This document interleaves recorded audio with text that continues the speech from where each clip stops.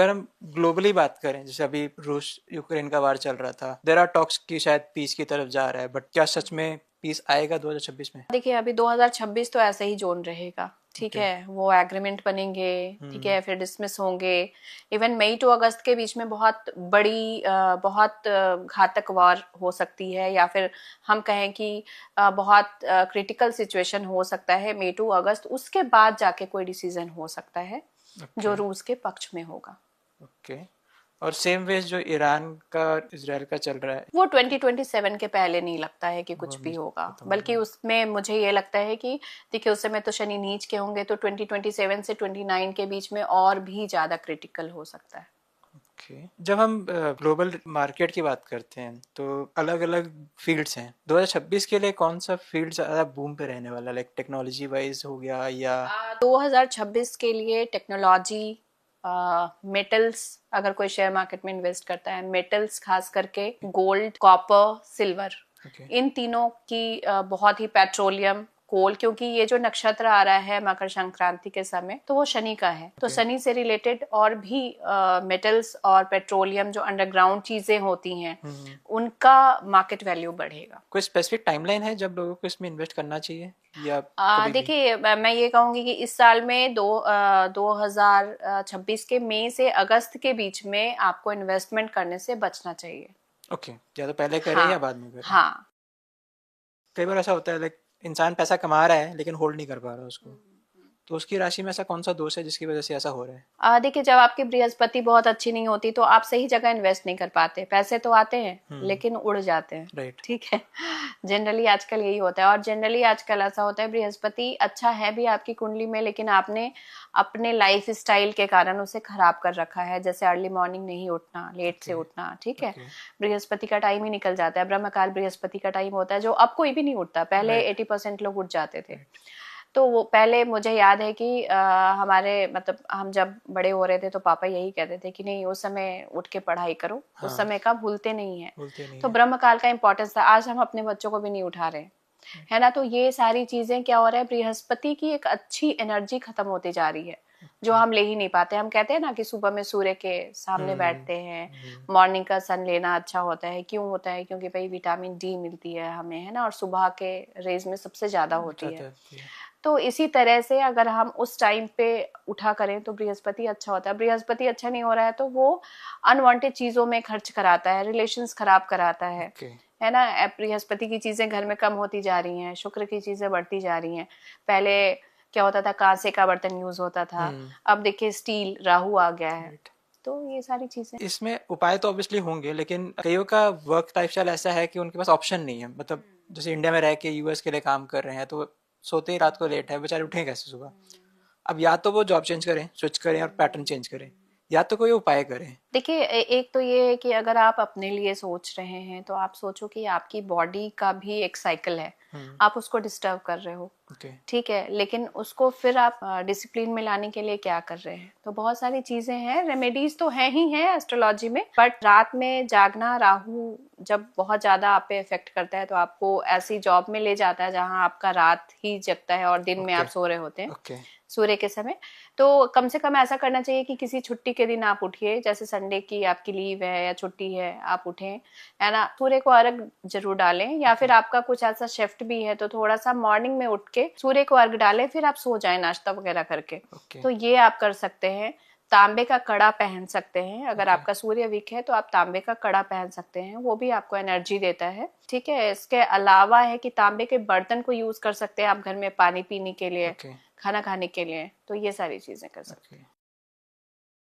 जब भी कोई इंसान नया मकान खरीद रहा है तो वास्तु इंपॉर्टेंट हो जाता है, कितना इंपॉर्टेंट हो जाता है? हैं। देखिए जब आप नए घर को खरीदते हैं, वहां से कई बार हम सुनते हैं ना कि हम वहां थे, ठीक थे, जैसे हमने इस घर हम्म। में चेंज किया, जॉब चली गई, हेल्थ खराब हो गया, बच्चे को प्रॉब्लम आ गया, राइट। राइट। बहुत सारी चीजें, तो उस घर के वास्तु का इफेक्ट होता है। राइट। हो सकता है कि या फिर हम नए घर में आए तो एकदम से बहुत अच्छा हो गया। हम्म। तो वास्तु होता क्या है, एक्चुअली ये समझना है कि वास्तु होता है जो 5 एलिमेंट को बैलेंस करता है ना। रेज मतलब वाटर एलिमेंट हो गया, एयर एलिमेंट, मतलब ना हर कुछ को कैसे आप बैलेंस कर रहे हैं घर पे। अब घर पे जिस दिशा में हमें ड्राइनेस चाहिए, वहां पर अगर आपका वॉशरूम है, पानी गिर रहा है, ठीक है, तो वहां से जो एनर्जी आएगी आपके घर पे वो नेगेटिव एनर्जी होगी, Okay. है ना, वो कहीं नहीं तो कहीं एनर्जी को डिस्टर्ब करेगी और वो एनर्जी का इफेक्ट आप पे पड़ेगा। मान लो साउथ फेसिंग घर है, सबसे ज्यादा क्या खुलता है? मेन डोर, ठीक है। आप जब भी अंदर जाएंगे, बाहर आएंगे, मेड आएगी, कोई भी आएगा, आप दरवाजा खोलोगे और क्या होगा कि दक्षिण की हवा आपके तरफ आ रही होती है ना, एनर्जी उधर से ही अंदर की ओर आएगी या फिर अंदर की एनर्जी बाहर जाएगी, तो वही होती है। तो क्या होता है, पहले आप कहावत सुनते होंगे कि दक्षिण का दिशा हमेशा बंद करके रखना चाहिए, उधर से बीमारी आती है। कहते थे ना कि हाँ पूर्वाई चल रहा है, अच्छी बात है, लेकिन उधर से दक्षिण की जब हवा चलती थी तो लोग कहते थे घर के अंदर जाओ, नहीं तो क्या होगा। कभी कभी ये भी होता था, देखा गया है, और आज भी होता है कि पैरालाइज हो जाते हैं कई बार, तो बहुत घातक होती है। इसलिए साउथ या साउथ वेस्ट के डायरेक्शन को हम मना ही करते हैं। तो जब आप डायरेक्शन की बात कर रहे हैं, मतलब मुझे घर के अंदर खड़े होकर बाहर का डायरेक्शन देखना हाँ, है, वो मेरा साउथ अंदर, डायरेक्शन हाँ नहीं होना हाँ चाहिए। हाँ तो साउथ और साउथ वेस्ट अवॉइड किया जाए। हाँ हाँ। बट अब जब हम आज के टाइम के हिसाब से बात करें तो सोसाइटीज जब बनती है, फ्लैट्स बनते हैं, तो ऑब्वियसली 4 फ्लैट बन रहे हैं, तो किसी एक फ्लैट हाँ, का तो तो डायरेक्शन कोई नहीं तो बनेगा। कोई एक नहीं, आप फिर भी देखेंगे कि बहुत सारे जो अच्छे बिल्डर्स होते हैं वो साउथ को छोड़ के बाकी एंट्रेंस बनाते हैं, और आप देखेंगे मैक्सिमम सेल पे जो फ्लैट्स होते हैं जो थोड़े कम रेट में मिल रहे होते हैं वो साउथ वाले वेस्ट होते हैं। राइट। ये मैंने खुद फील किया फील है किया, क्योंकि जब मैं सर्च कर रहा था फ्लैट क्योंकि तो सबसे रेट्स पहले डिफरेंस आ ईस्ट, जाते हैं। हाँ सबसे पहले ईस्ट निकल जाता है, राइट। उसके मतलब नॉर्थ, नॉर्थ ईस्ट, ईस्ट निकल जाता है, फिर उसके वेस्ट बाद बचता है, फिर उसके साउथ, बाद साउथ साउथ वेस्ट और साउथ बचता है। तो अगर किसी ने मजबूरी में साउथ वेस्ट लिया है क्योंकि ऑप्शन नहीं मिला, लेट्स से, तो क्या कोई उपाय कर सकता है वो ठीक? उपाय बहुत सारी की जा सकती हैं उसमें, क्योंकि अगर आपका एक पोर्शन खराब है तो बाकी पोर्शन को कैसे ठीक किया जाए तो वो कर सकते हैं। बट मैं कहूंगी फिर भी कि देखो वास्तु का उपाय जो है वो 20-30% इफेक्ट करता है। ओके। ठीक है, क्योंकि कंस्ट्रक्शन आपका जो है 100% जो कंस्ट्रक्शन होता है उसका इफेक्ट बहुत ज्यादा होता है। उसके अंदर फिर हम बाकी एनर्जीज को बढ़ाते हैं, घटाते हैं, बट वो अपने हिसाब से नहीं। आपको एक वास्तु विजिट कराना ही चाहिए प्रॉपर, अगर आप साउथ वेस्ट डायरेक्शन में हैं। क्योंकि अगर हम कोई रेमेडी भी करते हैं साउथ वेस्ट का, ठीक है, अगर साउथ वेस्ट है तो वहां पर हम क्या करते हैं, जनरली मंगल का कलर डालते हैं, क्योंकि वो दिशा ही जो होती है वो राहु की होती है। ओके। ठीक है, और अगर कोई पहले ही से डिप्रेशन में है या कोई मेंटल डिजीज से पीड़ित है और वो साउथ वेस्ट में चला गया तो वो पागल हो जाएगा, सुसाइड कर लेगा। इस तरह के केसेस बहुत आए हैं, बहुत ज्यादा आए हैं। तो इसका प्रॉपर आपको इलाज करना चाहिए वास्तु के हिसाब से। एक और क्वेश्चन था डायरेक्शन को लेके। अगेन डायरेक्शन जब हम चेक कर रहे हैं, एक तो हो गया क्लियर कि अंदर से बाहर का डायरेक्शन दिख रहा है, बट कई बार, क्योंकि मैंने भी कंसल्टेशन ट्राई की थी, तो वो मुझसे कहते थे कि घर के सेंटर में खड़े होके फिर वहां से चेक करो। तो एग्जैक्टली कहाँ चेक मान करना लो है? कि ये कमरा है ना, आप इसके सेंटर पे खड़े हो गए, सेंटर पे खड़े हो गए, एक कंपास रखोगे, कंपास आपको डायरेक्शन दिखाएगा कि आपका ये जो है ये कॉर्नर ही होता है ना, कोई सेंटर में तो होती नहीं है मेन डोर। तो आपका ये जो दिशा है ये कौन सा है, साउथ वेस्ट है, साउथ है, नॉर्थ ईस्ट है, कितनी डिग्री पे आ रहा है कितने एग्जैक्टली, डिग्री तो वो पे आ सेंटर रहा से चेक किया है। जाएगा। जी, तो कई लोग क्या करते हैं कि दरवाजे पे खड़े होकर चेक करने लग जाते हैं। नहीं नहीं, वो गलत है, वो बिल्कुल हो गया। गलत। वास्तु से रिलेटेड एक और क्वेश्चन था कि क्योंकि अब तरीके चेंज हो गए, पहले क्या था कि जड़ से मकान होते थे, तो आप अपने घर का वास्तु उस हिसाब से चेक करो। अब आप हो सोसाइटीज में, फ्लैट्स हैं वहाँ पे, तो फ्लैट का आपने वास्तु चेक करा लिया है, लेकिन सोसाइटी का जो एंट्रेंस है क्या वो भी इम्पोर्टेंट है? वो इम्पोर्टेंट होता है, बट आप जहाँ रह रहे हैं, क्योंकि आजकल सोसाइटीज में बहुत सारे, एक जैसे मैं कॉमर्शियल वास्तु भी करती हूँ, तो अभी एक सोसाइटी है राजनगर की, तो उसे जैसे हाफ कंस्ट्रक्ट था, फिर किसी ने खरीद लिया, किसी बिल्डर ने खरीद लिया, और उनका आया था कि ये सोसाइटी हम कितना भी कर रहे हैं पूरी नहीं होती, ये स्टार्ट ही नहीं कर पाते, या फिर हमने लोन के लिए किया था उसमें कुछ दिक्कत आ रही है। तो वो उस सोसाइटी का जो मेन एंट्रेंस इन्होंने कर रखा था, वो कर रखा था साउथ वेस्ट में, और साउथ वेस्ट से ही इनका जो है बेसमेंट जाता था, जो कि बिल्कुल मना होता है। तो ये 2 गलतियां थी।